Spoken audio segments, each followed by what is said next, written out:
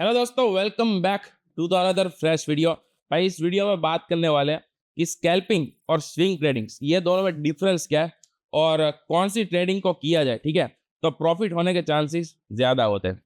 अब देखो, एक चीज पहले तो क्लियर कर लो, आप स्विंग ट्रेडिंग करो या फिर स्कैल्पिंग करो, ऐसा कुछ भी नहीं है कि भाई ये चीज आप करते हो तो आपका लॉस कभी होगा ही नहीं। अगर आप ट्रेडिंग कर रहे हो, ठीक है, सिंपल है, अगर आप ट्रेडिंग कर रहे हो तो भाई वहां पे जितने चांस प्रॉफिट होने के उतने ही चांस लॉस होने के, ठीक है। लेकिन अगर सही तरीका आपको मालूम हो गया कि आप कौन से ट्रेडिंग के लिए बने हो, स्कैल्पिंग के लिए बने हो या फिर स्विंग ट्रेडिंग के लिए, तो फिर भाई आप अपना प्रॉफिट यहाँ पर इंक्रीज कर सकते हो।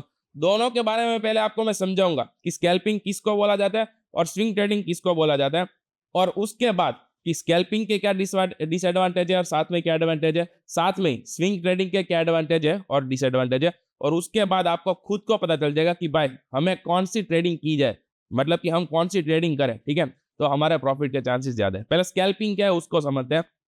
स्कैल्पिंग को भाई इंट्राडे भी बोला जाता है। ये उस प्रकार की ट्रेडिंग है कि यहाँ पे हम कोई भी एसेट के ऊपर ट्रेड करते हैं, उसका टाइम मैक्सिमम होता है कि भाई 1 घंटे का।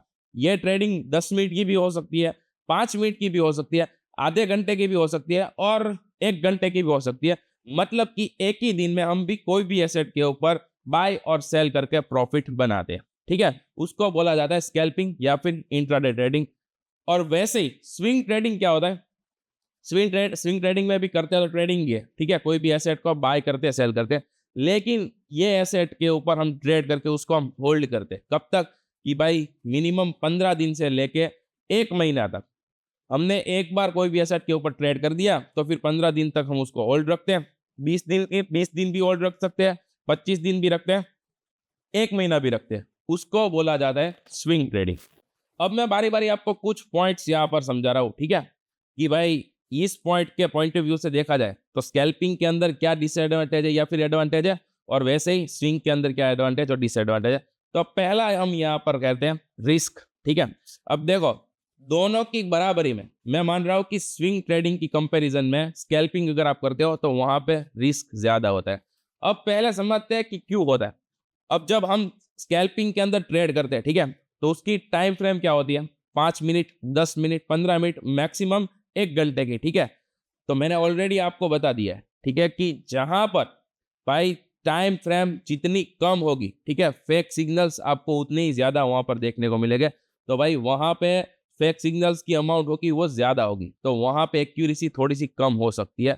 वैसे ही अगर स्विंग ट्रेडिंग करते हैं तो वहां पे भाई 15 मिनट, 5 मिनट, 10 मिनट का टाइम फ्रेम होता है, वो काम नहीं आता है, ठीक है। वहां पे वीकली या फिर मंथली का हम टाइम फ्रेम करते हैं, तो वहां पर टाइम फ्रेम जो है वो कम हो गया, और जितना टाइम फ्रेम कम होगा फेक सिग्नल्स उतने कम हो गए, एक्यूरेसी उतनी ज्यादा हाई होगी। तो भाई रिस्क अमाउंट किस में ज्यादा है? स्कैल्पिंग में ज्यादा है, कंपैरिजन की जाए स्विंग ट्रेडिंग से। तो दूसरे टॉपिक की बात करते हैं, एक्यूरेसी, ठीक है। अब जो मैंने रिस्क आपको बताया कि जिस तरह से स्कैल्पिंग के अंदर रिस्क है, रीजन यही है कि भाई वहां पर फेक सिग्नल्स ज्यादा है। तो सिंपल चीज है कि भाई एक्यूरेसी भी यहाँ पर कम ही है। स्कैल्पिंग ट्रेडिंग अगर हम करते हैं, इंट्राडे ट्रेडिंग करते हैं, तो वहां पर भाई जो रिस्क आपकी एक्यूरेसी होगी वो कम हो जाएगी। रीजन बस यही है कि हम कुछ मिनट, कुछ घंटे के लिए एसेट को होल्ड करते हैं, फिर उसके बाद बाय या फिर सेल कर देते हैं।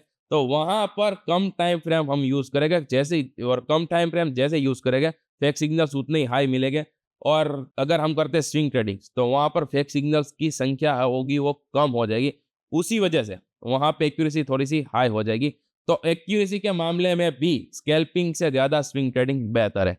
तीसरे टॉपिक की बात की जाए तो नंबर ऑफ ट्रेड्स। अब नंबर ऑफ ट्रेड्स जो हो गए वो स्कैल्पिंग के अंदर ज्यादा हो गए कंपैरिजन की जाए स्विंग ट्रेडिंग से। तो अब जो हम एक दिन के अंदर ट्रेड करते हैं तो हम कोई एक ट्रेडिंग करके, मतलब कि कोई एक एसेट के ऊपर ट्रेड करके तो हम छोड़ नहीं देंगे।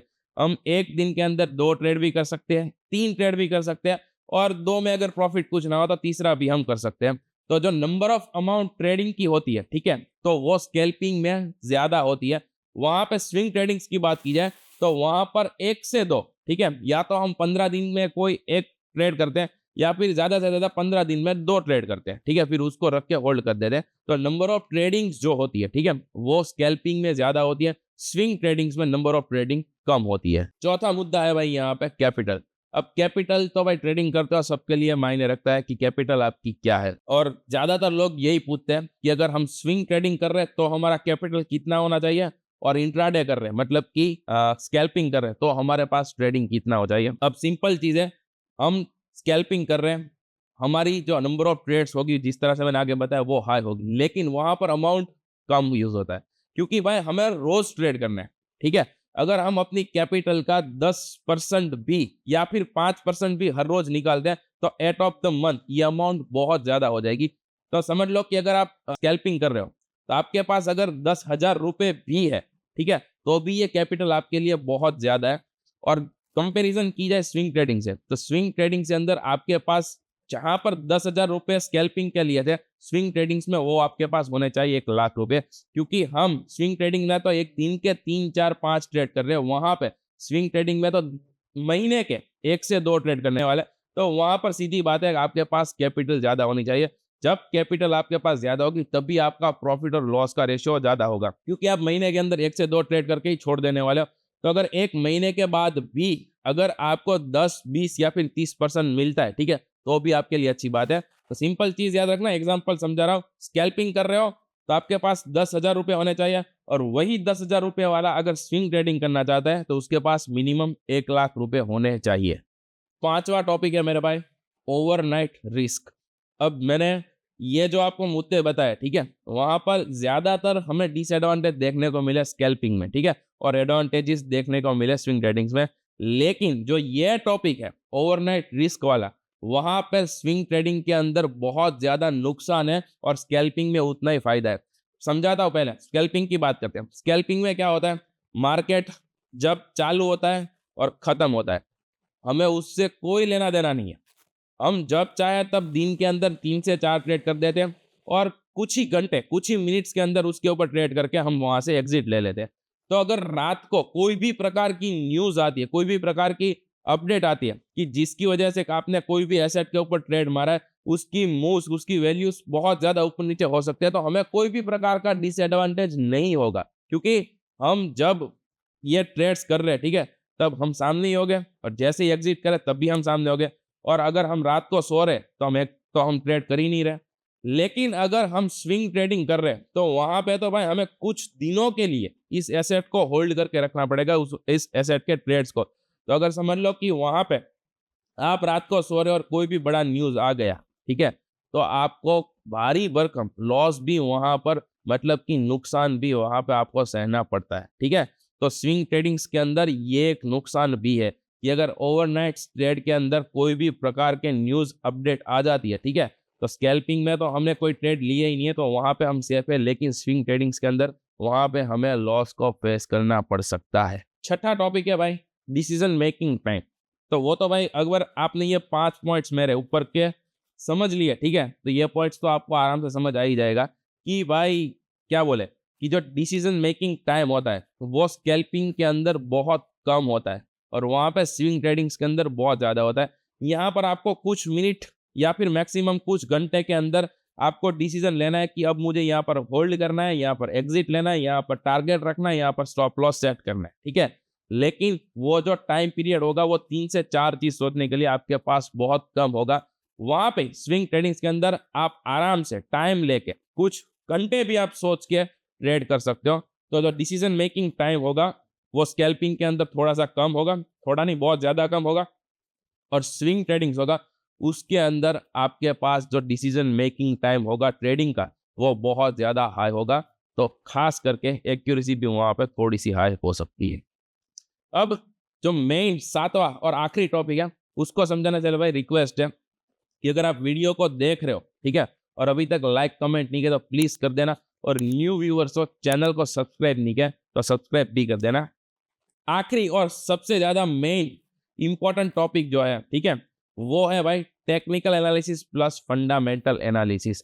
तो ये जो दो चीज है, ठीक है, टेक्निकल एनालिसिस तो आपको स्कैल्पिंग में भी चाहिए, स्विंग ट्रेडिंग में भी चाहिए, लेकिन जो फंडामेंटल एनालिसिस होगी अगर उसको आप स्विंग ट्रेडिंग के अंदर समझते नहीं हो तो आपका लॉस हो सकता है। ठीक है, अगर स्कैल्पिंग के अंदर आप फंडामेंटल चीज नहीं समझते हो, फंडामेंटल का मतलब कि क्या आप कोई भी एक एसेट के ऊपर ट्रेड कर रहे हो तो उसके कुछ महीने का उसका प्रोग्रेस क्या था, 6 महीने का प्रोग्रेस क्या था, 1 साल का प्रोग्रेस क्या था, अगर उसको आप नहीं भी समझते हो, मतलब कि उसके फंडे को आप नहीं समझते हो, तो भी चलता है। क्योंकि आपने 1 घंटे का, 10 मिनट का, 15 मिनट का, 5 मिनट का या फिर 1 दिन का भी टाइम फ्रेम समझ लिया, तो आपको पता चल गया कि किस तरह से एसेट काम कर रहा है।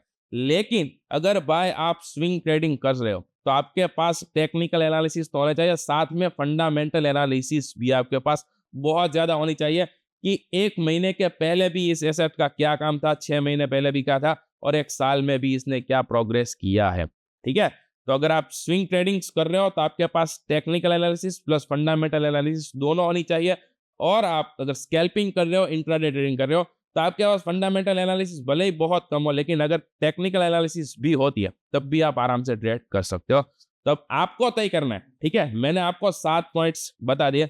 आपका दिनचर्या किस तरह की है, आपका दिन किस तरह से कट रहा है, वो आपको मुझसे ज़्यादा पता होगा। तो आपको पसंद करना है कि भाई आपको इंट्राडे ट्रेडिंग करनी है, मतलब कि आपको स्कैल्पिंग करनी है या फिर स्विंग ट्रेडिंग करनी है। आपको कौन-सा बेहतर लगा, स्विंग या फिर स्कैल्पिंग? कमेंट सेक्शन में ये बताना मत भूलना। बाकी ये वीडियो पसंद है और इसके ज़्यादा और भी बेहतर वीडियो आपको चाहिए, तो भाई उसके लिए मुझे थोड़ा-सा मोटिवेशन दे देना। उसके लिए क्या करना है, मैंने जिस तरह से आपको आगे बताया, एक लाइक करनी है, एक प्यारा-सा कमेंट करना है। कमेंट ज़रूर करना है कि आपको स्विंग ट्रेडिंग पसंद आई या फिर स्कैल्पिंग पसंद आई। और हाँ, न्यू व्यूअर हो, चैनल को सब्सक्राइब नहीं किया है, तो भाई सब्सक्राइब भी ज़रूर कर देना। जल्दी से मिलते हैं एक और ऐसी धमाकेदार वीडियो में।